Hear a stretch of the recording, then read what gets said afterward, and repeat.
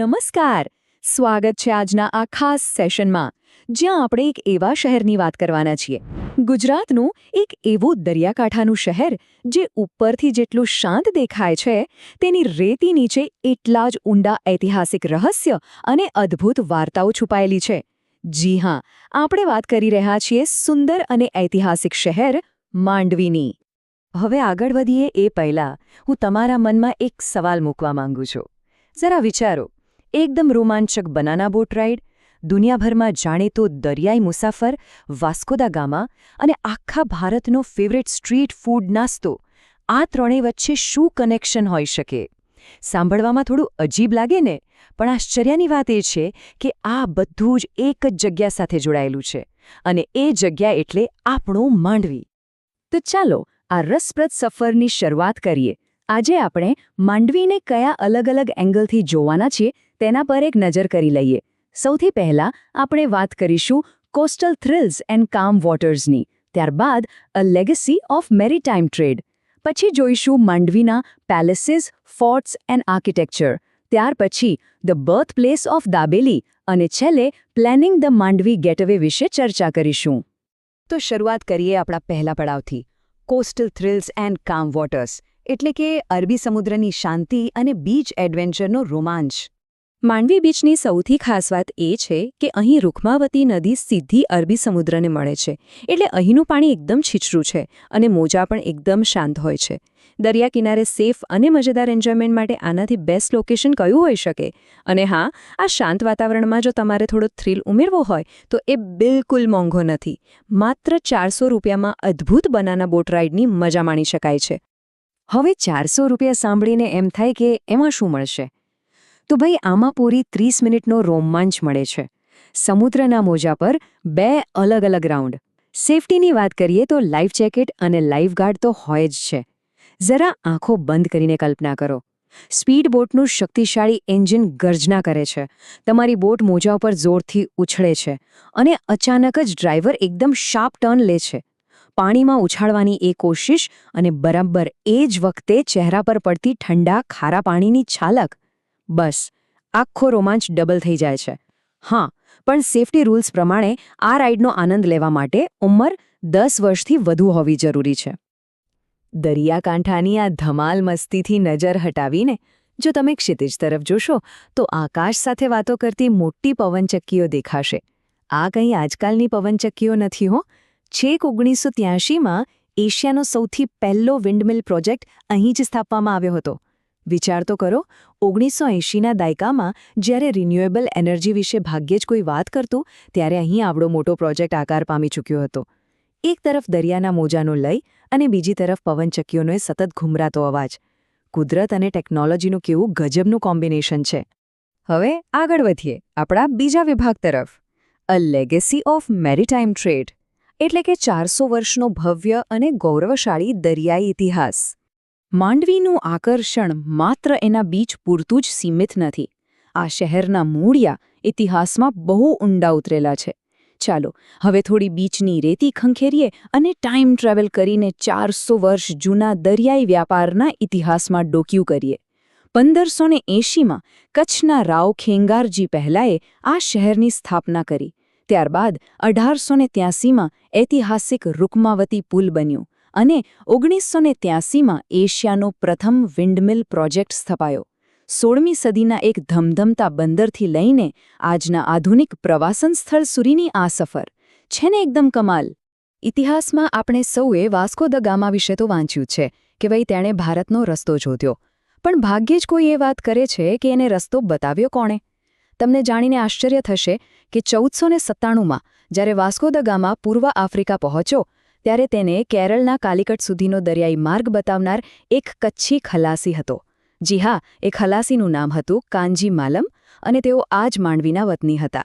આપણી સ્થાનિક દરિયાઈ કુશળતાનું આનાથી મોટું ઉદાહરણ બીજું કયું હોઈ શકે? અને આ કંઈ નાની સૂની વાત નથી. માંડવી સદીઓ પહેલાં વૈશ્વિક અર્થતંત્રનું એક બહુ મોટું કેન્દ્ર હતું. અહીંનો વહાણ બાંધકામનો ઉદ્યોગ 400 વર્ષ જૂનો છે અને આજે પણ ધમધમે છે. આજના આ આધુનિક યુગમાં પણ રૂકમાવતી નદીના કિનારે અત્યંત કુશળ કારીગરો પોતાના હાથે લાકડાના વિશાળ જહાજો બનાવે છે, જેને ઢોવ કહેવાય છે. એક સમયે માંડવી મસાલાના વૈશ્વિક વેપાર અને ઊંટોના કાફલાઓનું મુખ્ય હબ હતું. એટલું જ નહીં, કચ્છી ભાટિયા વેપારીઓએ તો છેક આફ્રિકાના ઝાંઝીબાર સુધી જઈને ત્યાંના અર્થતંત્રમાં મોટા ફાઇનાન્સર તરીકે કાઠું કાઢ્યું હતું. છે ને ખરેખર ગર્વ લેવા જેવી વાત. હવે સમય છે ત્રીજા પડાવનો: પેલેસીસ, ફોર્ટ્સ એન્ડ આર્કિટેક્ચર. શાહી મહેલો અને એ સમયના શાનદાર સ્થાપત્યો. દરિયાઈ વેપારમાંથી જે પ્રચંડ સમૃદ્ધિ આવી, એણે માંડવીને એકથી એક ચઢિયાતા બેનમૂન સ્થાપત્યોની ભેટ આપી. આ ભવ્યતાનું સૌથી બેસ્ટ ઉદાહરણ જોવું હોય તો વિજયવિલાસ પેલેસ જોવો જ પડે. 1920થી 1929ની વચ્ચે લાલ રેતિયા પથ્થરોથી બનેલું આ મહેલ ખરેખર જોવાલાયક છે. રાજપૂત શૈલીની બારીક કોતરણીવાળી જાળીઓ અને રંગીન કાચ. જ્યારે એમાંથી સૂર્યનો પ્રકાશ અંદર આવે છે ને, ત્યારે આખું વાતાવરણ જાદુઈ બની જાય છે. વિશાળ બગીચા, પાણીની નહેરો અને પાછો પોતાનો પ્રાઇવેટ બીચ. આ લોકેશન એટલું આકર્ષક છે કે લગાન અને હમ દિલ દે ચુકે સનમ જેવી સુપરહિટ બોલિવૂડ ફિલ્મોનું શૂટિંગ અહીં થઈ ચૂક્યું છે. આર્કિટેક્ચરની આ વાત નીકળી જ છે તો 1883માં બંધાયેલા રૂકમાવતી પુલને કેમ ભૂલાય? વિશ્રામ કરમણ ચાવડા દ્વારા બનાવાયેલો આ પુલ ભારતમાં તેના પ્રકારનું સૌથી લાંબુ અને આજે પણ અડીખમ ઊભેલું બાંધકામ છે. જરા વિચારો, આજના જેવા કોઈ જ આધુનિક મશીનો કે ક્રેન વગર માત્ર માણસોની મહેનત અને પરંપરાગત એન્જિનિયરિંગથી બનેલો આ પુલ 100 વર્ષથી વધુ સમય બાદ પણ કેટલી મજબૂતાઈથી ઊભો છે. આ પુલ જાણે કે માંડવીનો એક ભવ્ય ઐતિહાસિક દરવાજો છે, જે દરેક મુલાકાતીનું સ્વાગત કરે છે. અને આ તો માત્ર ઝલક છે. માંડવીમાં બીજું ઘણું બધું છે. એક પરફેક્ટ દિવસની શરૂઆત તો પણ સર તળાવના કિનારે થઈ શકે, જ્યાં શિયાળાની ગુલાબી ઠંડીમાં હજારો સીગલ પક્ષીઓ જોવા મળે છે. બપોરના સમયે શ્યામજી કૃષ્ણ વર્માના સ્મારક ક્રાંતિ તીર્થની મુલાકાત લો તો રોમ રોમમાં દેશપ્રેમ જાગી જાય. અને સાંજ પડે એટલે 72 જિનાલય જૈન મંદિરના અત્યંત પવિત્ર અને શાંત વાતાવરણમાં બેસીને પરમ શાંતિનો અનુભવ કરી શકાય. રસ્તામાં 8 મીટર ઊંચી ઐતિહાસિક માંડવી કિલ્લાની દિવાલના અવશેષો પણ જોવા મળશે, જે હજીએ ભૂતકાળની વાતો વાગોળતા હોય એવું લાગે. હવે આવીએ આપણા ચોથા અને કદાચ સૌથી સ્વાદિષ્ટ વિભાગ પર: ધ બર્થપ્લેસ ઓફ દાબેલી. ભારતનો એક મનપસંદ ચટપટો નાસ્તો. ઇતિહાસ અને મહેલોની વાતો તો બહુ કરી, પણ હવે વાત કરીએ ખાણીપીણીની. એક એવી ચટપટી શોધ જેણે આખા ભારતના લોકોને પોતાના દીવાના બનાવી દીધા છે. જી હા, આપણે વાત કરી રહ્યા છીએ દાબેલીની. અને આ દાબેલીનો જન્મ બીજે ક્યાંય નહીં પણ આપણા માંડવેમાં જ થયો હતો. 1960ના દાયકામાં કેશવજી ગાભા ચોડાસમા, જેમને આખું ગામ પ્રેમથી મોહનભાઈ કહેતું, તેમણે આ વાનગીની શોધ કરી. ગરમ પાવની અંદર તીખો મીઠો બટાકાનો માવો, મસાલાવાળા સિંગદાણા, દાડમના દાણા અને ઉપરથી સેવ. આ બધું જ જ્યારે મોઢામાં જાય ને, ત્યારે સ્વાદનું જે બ્લાસ્ટ થાય છે, આહાહા! આણે દાબેલીને માત્ર એક નાસ્તો નહીં પણ માંડવીની ઐતિહાસિક ઓળખ બનાવી દીધી છે. આજે તમે માંડવીની ગલીઓમાં નીકળો ને તો હવામાં 40થી 50 જેટલી દુકાનોમાંથી દાબેલીની એ લલચામણી સુગંધ આવ્યા જ કરશે, જેમાં ગાભો, ભૂપો અને કેશો જેવા નામો તો એકદમ ફેમસ છે. અહીંના લોકલ મસાલા અને સિંગદાણાની ક્વોલિટી એટલી સુપર છે કે આખા દેશમાં અને વિદેશમાં પણ તેનું એક્સપોર્ટ થાય છે. જો કે હવે સમયની સાથે માંડવીનું ફૂડ માર્કેટ પણ અપડેટ થયું છે. હવે અહીં પંજાબી, સાઉથ ઇન્ડિયન અને ચાઇનીઝ વાનગીઓ પણ ભરપૂર મળી રહે છે, જે દર્શાવે છે કે માંડવીની લોકપ્રિયતા કેટલી વધી રહી છે. અને અંતે પાંચમો અને છેલ્લો વિભાગ: પ્લાનિંગ ધ માંડવી ગેટઅવે. એક પરફેક્ટ સફરની તૈયારી. આ બધું સાંભળીને જો તમને માંડવી જવાનું મન થઈ ગયું હોય તો ચાલો થોડી પ્રેક્ટિકલ વાતો કરી લઈએ. માંડવી જવા માટે બેસ્ટ ટાઈમ કયો? તો જવાબ છે ઓક્ટોબરથી માર્ચની વચ્ચે, કારણ કે કચ્છ પ્રદેશ આમ તો ઉનાળામાં બહુ ગરમ હોય છે, પણ ઓક્ટોબરથી માર્ચ દરમિયાન અહીંનું તાપમાન એકદમ ખુશનુમા અને આહલાદક રહે છે. આ સમયગાળામાં બહાર ફરવાની, દરિયા કિનારે સાંજ વિતાવવાની અને મહેલો કે કિલ્લાઓ જોવાની જે મજા આવે છે ને, એ કંઈક અલગ જ છે. હવે ત્યાં પહોંચવું કઈ રીતે? બહુ જ સિમ્પલ છે.